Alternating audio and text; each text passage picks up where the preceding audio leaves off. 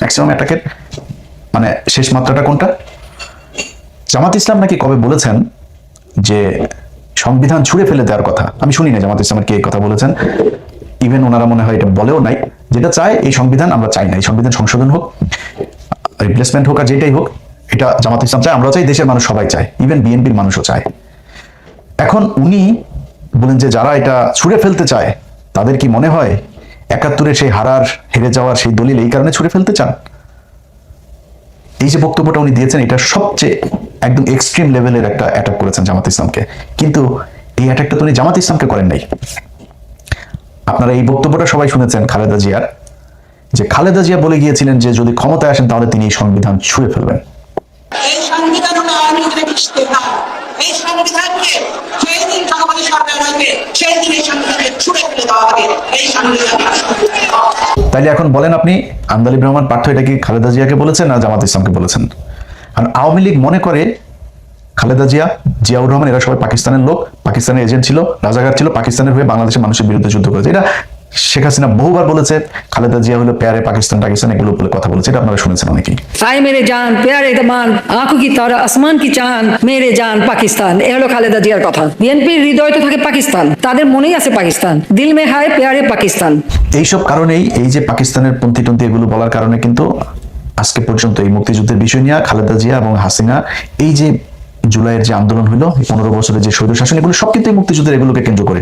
এবং আন্দালিব রহমান পার্থ আবারও ফের সেই ৭১ নিয়ে এখানে খোঁচাটা দিলেন। তিনি যেটা করেছেন এটা আমি মনে করি জামাত ইসলামকে এর চাইতে বেশি বড় অ্যাটাক করে কথা বলার, আমি জানি না জামাত ইসলামের কেউ কোনোদিন সংসদের দ্বারা আন্দালিব রহমান পার্থকে বা সরাসরি দেখা হইলেও বলেছে কিনা, কিন্তু আন্দালিব রহমান পার্থকে অ্যাটাকটা করতে হয়েছে কারণ ওনাকে তারেক রহমানের সাথে বিএনপির সাথে এমন খাতির দিতে হবে অ্যাজ ইফ এটা মনে হয় যে আন্দালিব রহমান পার্থ মানে বিএনপির বিশাল বড় একজন শুভাকাঙ্ক্ষী, এই কারণে তারা তেলবাজি করে ওইখানে যাইতে হবে, এই জন্যই সেটা করেছেন। এখন আমার কথা হলো যে যেই সংবিধান নিয়ে আপনি মানে যে বিষয়টা নিয়ে আলোচনা, যে এই জুলাই সনদ, এটা বিএনপির কেউই চায় না। ওনার বক্তব্যে উনি বলেছেন যে বিএনপি এটা চায়, তারা জামাত ইসলাম এমন ভাবে কথা বলে আমাদেরকে জুলাইয়ের বিপক্ষ প্রতিদ্বন্দ্বী হিসাবে আমাদেরকে দাঁড় করিয়েছে, বা এটা জামাত ইসলাম দাঁড় করায় নাই। আপনি যে বিএনপির হয়ে কথা বলতে চাচ্ছেন, বিএনপি শাস্তে চাচ্ছেন, আপনার সেই বিএনপি এই কাজ করেছে। কি কি করেছে একটা একটা করে বলি। নির্বাচনের আগে ভারতীয় পত্রিকা আনন্দবাজার থেকে শুরু করে NDTV, India today, Indian express, Times, এরা সবাই কি বলেছে যে তারেক রহমান ভারতের সাথে কথা বলে এসেছে এবং তাদেরকে সেই নিশ্চয়তা দিয়ে এসেছে যে তারেক রহমান বাংলাদেশে গেলে হাসিনার রাজনীতি আবার আওয়ামী লীগকে স্বাভাবিক রাজনীতি করতে দিবে, হাসিনার বিরুদ্ধে সব মামলা তুলে নিবে। এটা যে ওদের পত্রিকা বলেছে সেটা না, খালি দলের মহাসচিব থেকে শুরু করে অনেক নেতা এই কথা বলেছেন, আওয়ামী লীগের কোনো মামলা রাখা হবে না, আওয়ামী লীগ বিএনপি ভাই ভাই, আওয়ামী লীগের লোকজন সব বিএনপিকে ভোট দেখ, এই কথা আপনারা প্রকাশ্যে নির্বাচনের ক্যাম্পেইনের সময় বলেছেন। নির্বাচন শেষ হয়েছে, প্রথম বক্তব্য সালাউদ্দিন আহমেদের, আমরা এই সংস্কার গণপরিষদের যেই শপথ এটা আমরা নিব না। হ্যাঁ ভোট না ভোট দিল বাংলাদেশের 80% মানুষ, হ্যাঁ পক্ষে ভোট দিল। সালাউদ্দিন সাহেব বলে দিলেন এইটা হ্যাঁ ভোট না ভোট এগুলি কোনো বিষয়, জুলাই সনদ এগুলো, কয়েকজন এমপিও বলেছেন এই কথা।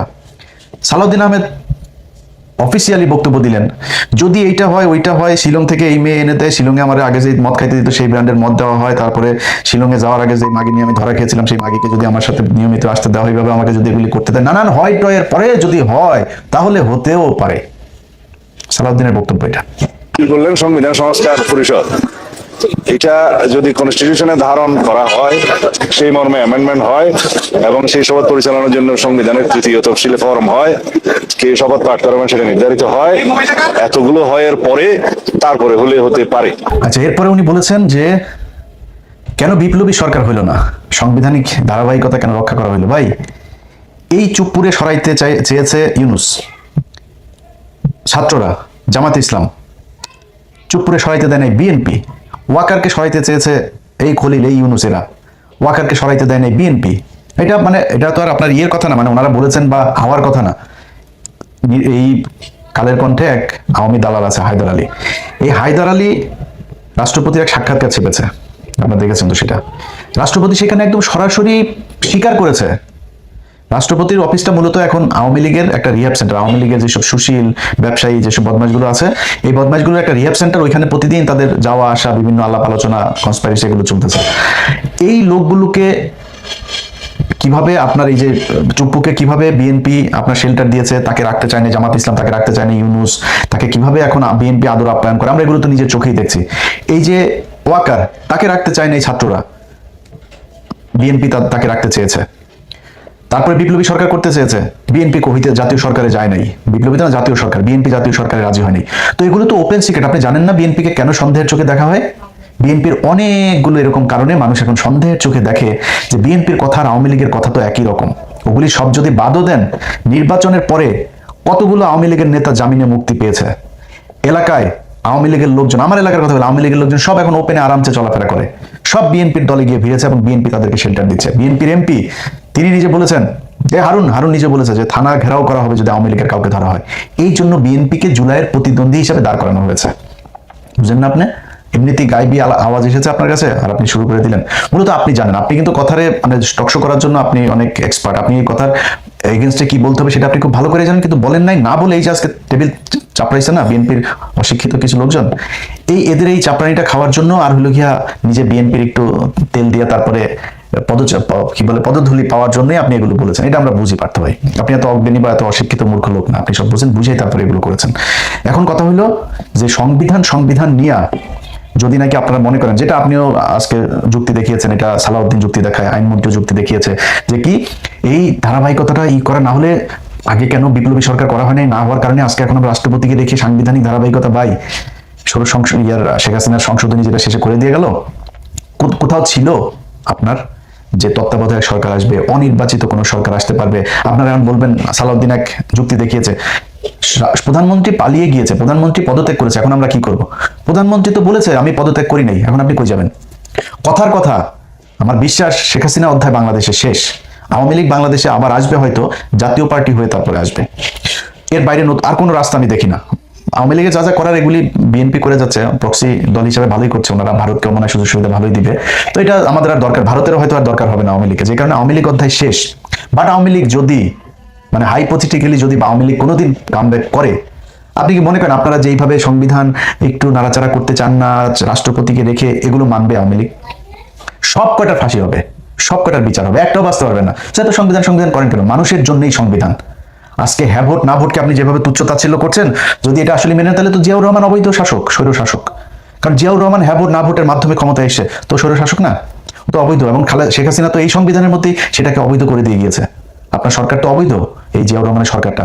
তো আপনি এখন এসে সে জিয়াউর রহমানের মতো করেই একটা গোজামিল দিয়ে তারপরে আপনি সরকার গঠন করে মনে করছেন যে আমরা সাংবিধানিক ধারাবাহিকতায় সরকার হয়ে গিয়েছে, এটা মনে করার কোনো কারণ নেই ভাই। জিয়াউর রহমান, আমি ওনারে পছন্দ করি, অনেক ভালো গুণ ছিল ওনার, কিন্তু ওনার জীবনে এই যে মেজর ডালিম সহ কর্নেল হুদা, তারপরে কর্নেল রশিদ, তারপর আরো যাদেরকে লেফটেন্যান্ট কর্নেল রাশেদ, ওনাদেরকে যে দেশ থেকে বের করেছে না, বের করে যে চোর বাটপারে নিয়ে তারপরে পাশে রেখেছিল, ধান্দাবাজ, তারপরে তেলবাজ, সেগুলি কিন্তু তাকে, এই মঞ্জু টঞ্জু এরাই কিন্তু তাকে মেরেছে, এই এরশাদরাই তাকে মেরেছে। অথচ তিনি ডালিমদেরকে বের করে দিলেন। যে কর্নেল তাহের সে জিয়াউর রহমানকে চিঠি পাঠায়, তারপরে কর্নেল তাহের তাকে বার করলেন সিপাহী জনতার বিপ্লব দিয়া, সেই কর্নেল তাহেরকে জিয়াউর রহমান ফাঁসি দিয়েছে। অতএব নিজের বাবার সেই ভুলের পুনরাবৃত্তি না করে, আমরা জিয়া পরিবারকে প্রচন্ড ভালোবাসি, বিএনপিকে নিয়ে অনেক সমালোচনা করি, তারপরেও সেই সমালোচনা কোনোদিনও সে আওয়ামী লীগের মতো হবে না। আপনাদেরকে বন্ধু ভাই মনে করি আপনাদের কাছে আবদার দাবি থাকবে যে এই সংবিধানের দোহাই না দিয়া জুলাই সনদটা বাস্তবায়ন করেন। এখানেও যদি কোনো কিছু কাটছাট করা লাগে, সেটা জামাতের সাথে, এনসিপির সাথে, মানুষের সাথে প্রয়োজনে আবার হ্যাঁ ভোট না ভোট করেন। আপনারা বলেছিলেন নির্বাচনের পরে গণভোট আবার করেন, আপনারা মানুষকে বুঝান এই ঘটনা। আপনারা এখন করেছেন যে 4টা প্রভিশন দেওয়া হয়েছে, সেখানে যদি আরো প্রভিশন আপনি যুক্ত করতে চান, করে গণভোট নেন। মানুষ সেখানে আপনি অপশন রাখেন, হ্যাঁ ভোট না ভোট, মধ্যবর্তী কোনো সিদ্ধান্ত যদি থাকে, সবগুলো দিয়ে পয়েন্ট দিয়ে শুধু হ্যাঁ ভোট না ভোট একদিনে করায় তারপরে হইলেও এই সংবিধানটা ছুঁড়ে ফেলেন। এই সংবিধান শেখ মুজিবের ইন্ডিয়া থেকে নিয়ে আসা সংবিধান, এটা আমি বলি নাই ভাই, এটা ওই সময়ের যে মানবেন্দ্র লাল, তারপরে এই সুরঞ্জিত সেনগুপ্ত, এই যে আমিনুল ইসলাম এখনো জীবিত আছে, আমিনুল ইসলামকে যা জিজ্ঞেস করেন, ওর বই বাজেয়াপ্ত করেছে হাসিনা, সেই বই বিক্রি করতে দেয়নি, ওর নানান ভাবে টর্চার করেছে। আমিনুল ইসলামকে মুখ খুলতে দেয়নি, যে ব্যারিস্টার আমিনুল ইসলাম, সে শেখ মুজিবের মুখের সামনে বলেছিল যে এই সংবিধান একদিন মানুষ ছুঁড়ে ফেলবে। ওরে বলছিল শেখ মুজিব, তুই কে, 2 দিনের বাচ্চা, তুই আমার মুখের উপরে এসে কথা বলিস? বের করে দিয়েছে ইয়ে থেকে, 1 জন 2 জন না। এই যে আমরা আজকে যে এই মুক্তিযুদ্ধের সর্বাধিনায়ক বলি না, জেনারেল উসমানী, এই শেখ মুজিব ওনারে বহিষ্কার করে দিয়েছে। তারপরে মানবেন্দ্র তারে বের করে দিয়েছে। তারপরে হইল গিয়ে আপনার 34 জন সেটা তো গণপরিষদ ছিল তো নির্বাচনের পরে, যেটা মানে 73 নির্বাচনের আগ থেকে 72 থেকে মানে 16 ডিসেম্বর থেকে 73 নির্বাচনের দিন পর্যন্ত এই সময়টাতে ছিল গণপরিষদ, তখন তো সংসদ ছিল না। তো এই গণপরিষদ মাত্র 34 জনকে রেখে শেখ মুজিব সবগুলোরে বাদ দিয়ে দিয়েছিল, এবং এই 34 জনকে তার খুব তেল মারা কিছু লোকজনে নিয়ে সে একটা সংবিধান করলো। এই সংবিধান নিয়ে এই আপনাদের অনেক ইতিহাসবিদ লিখেছেন যে এইটা হইল গিয়া ভাসানী বলেছেন, এই মানবেন্দ্র বলেছেন, তারপরে এই আমিনুল ইসলাম বলেছেন, এরকম আরো অনেকে বলেছেন এইটা। আচ্ছা, আরেকটা লোক আছে, ওই লোকটার নামটা বলি, একজন নারী, উনি খুব সুন্দর করে লিখেছিলেন যে এই সংবিধানটা হইল ভারত থেকে আনা একটা সংবিধান। অতএব শেখ মুজিবকে ভারতই দিয়েছিল এই সংবিধানটা। প্রতিটা পরতে পরতে সংবিধানের অনেকগুলো জায়গা আছে, আমি সংবিধান একদম পুরো মুখস্থ বলতে পারি, বা কিছু কিছু পয়েন্ট আমি জানি।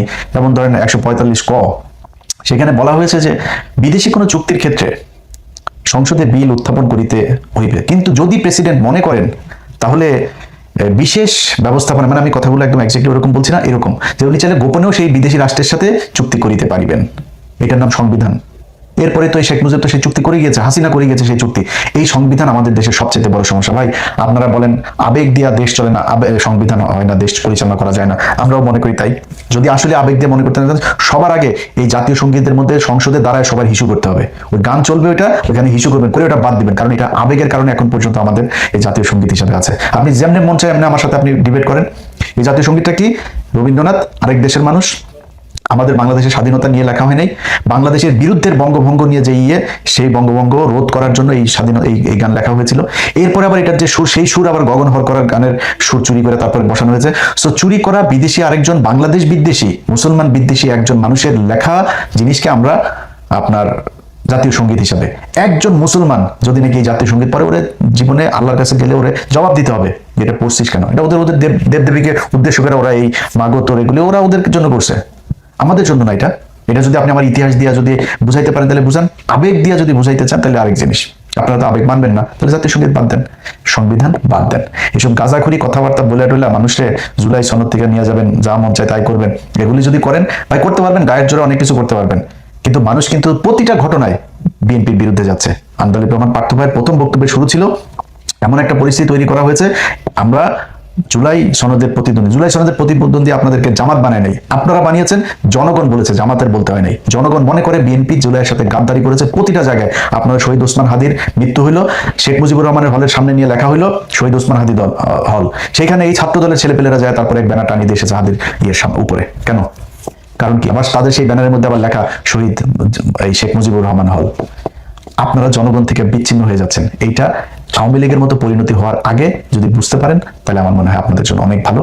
আশা করি ব্যক্তিগত আক্রমণ হিসেবে নেবেন না পার্থ ভাই, আপনার বোঝানোর জন্যই বললাম। আপনার এই মহাসচিবের বক্তব্য পুরোটা আমি ছাড়তে পারতাম, ওনারা আমি বুঝাইছি যে ভাই বাদ দেন, পার্থ ভাই তো তাও তো আওয়ামী লীগের দালালি তো করে নাই, ভেতরে ভেতরে তো ভাই এই দেশের সবই ওই মুড়ি খায়, এটা তো আর করে লাভ নাই, উনিও খাইতেছে, তারপরে তো আওয়ামী লীগের দালালি করে নাই, সুন্দর করে আওয়ামী লীগের